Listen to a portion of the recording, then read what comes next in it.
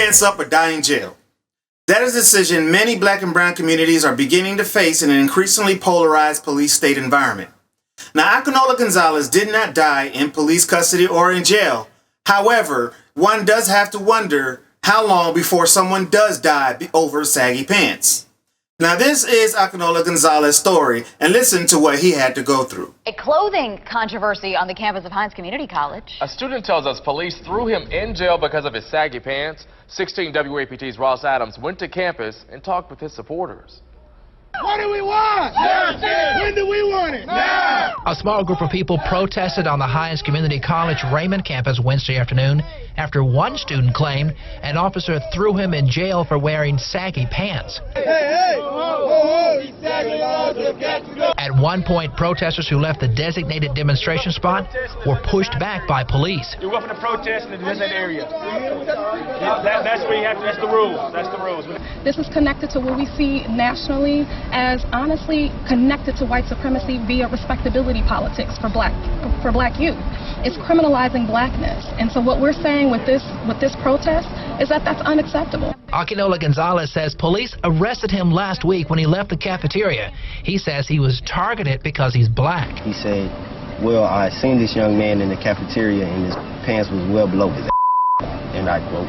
And I told him, no, that's not me, because I like to give off a perfect appearance and I like to set a good example for myself. Gonzalez says officers strip searched him and locked him up in the Raymond Detention Center for 22 hours. Is this just my brother? Is this just a freak incident? And I found out it actually wasn't. That there are other students, black students here, who have also been arrested. And they also say that they were arrested based on sagging and based on their attire. They would not be arrested for a dress code violation.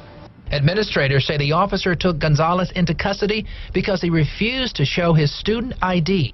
This particular situation, we had 2 African-American officers involved in this particular situation.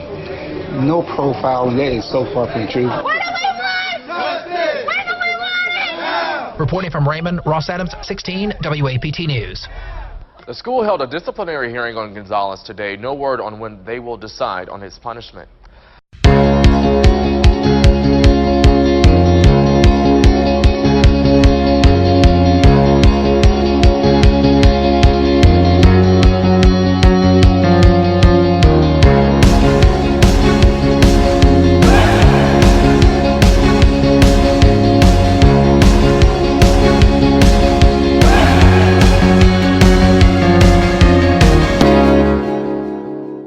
Welcome back. Now, Breaking Brown did a wonderful article on how this saggy pants crusade is being used as yet another prisoner pipeline mechanism like the education system. And that is actually what I wanted to touch on today. Now, back in the day, you were considered sagging if your pants were just halfway down your butt and they just miraculously still hung up while you walked around and did whatever you did. Today, you can walk down the street, find 4 guys walking down the street, 3 out of 4 sagging so hard their pants are literally behind their fucking kneecaps, while these bastard sons of ancient royalty continue to run away from the obvious truth. I'm like, look, bro, I want to let you know where that sagging shit started. It started in the penitentiary area. Them fags in there would sag to advertise their ass. They get out of jail, nigga, and they put the drawers on still sagging, but try to play like they men. The kids thought the shit was slick and the kids start sagging. My son did that shit at age 16 years old. He 25 now, Eddie Jr. I'm in the house, nigga. I'm a single father. I'm cooking Eddie spaghetti. Because that's all the fuck I know how to cook other than a hot dog. But I can fuck some spaghetti up, nigga. I'll make an Italian move out of Italy up in this motherfucker. So, you know, I'm making my spaghetti. Junior walk in the door and he's sagging. Nigga, I put the shit on simmer.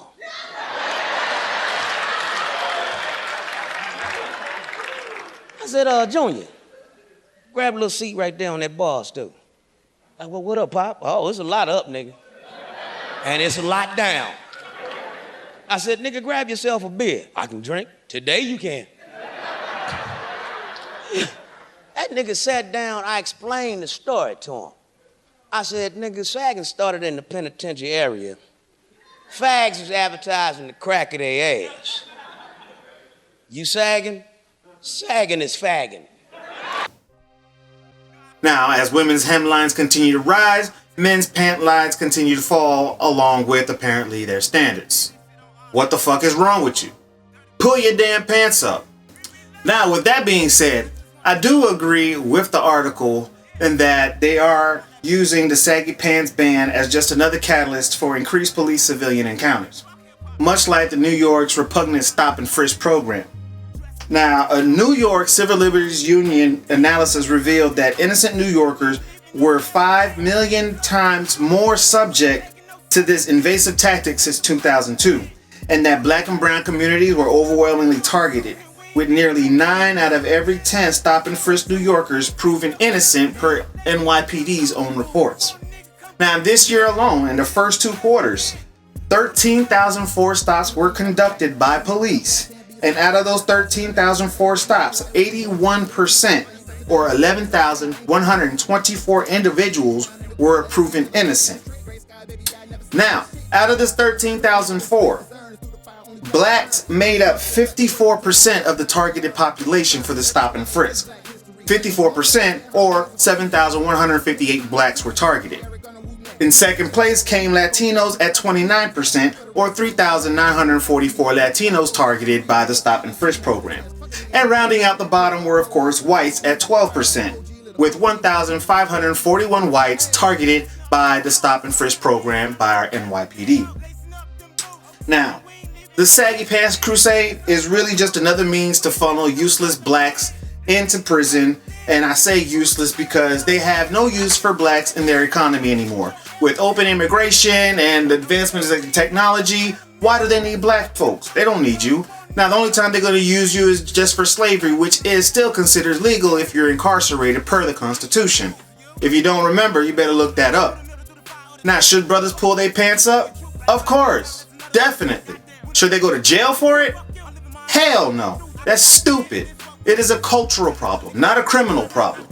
I say this again. It is a cultural problem, not a criminal problem. Don't turn it into a criminal problem like you do with all your other laws. Like even marijuana. Marijuana is not a criminal problem. It is a cultural issue. If you don't like the culture issue, change the culture. End of story. Don't turn it into something criminal just because you don't like it.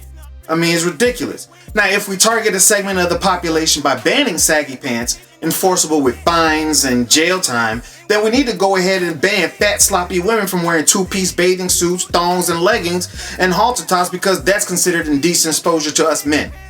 Now, see how quickly the jails fill back up, ironically, in a time where we're heralding prison depopulation. So you gotta ask yourself, what games are your masters playing with you? To assimilate or incarcerate? That is the question. Let us know what your thoughts are in the comment section. Should we go ahead and start locking people up for sagging pants or not? If you feel that way, say so. If not, say so. And tell us why. And we're open to discussion. I'm NH Labduni signing out for TLE TV.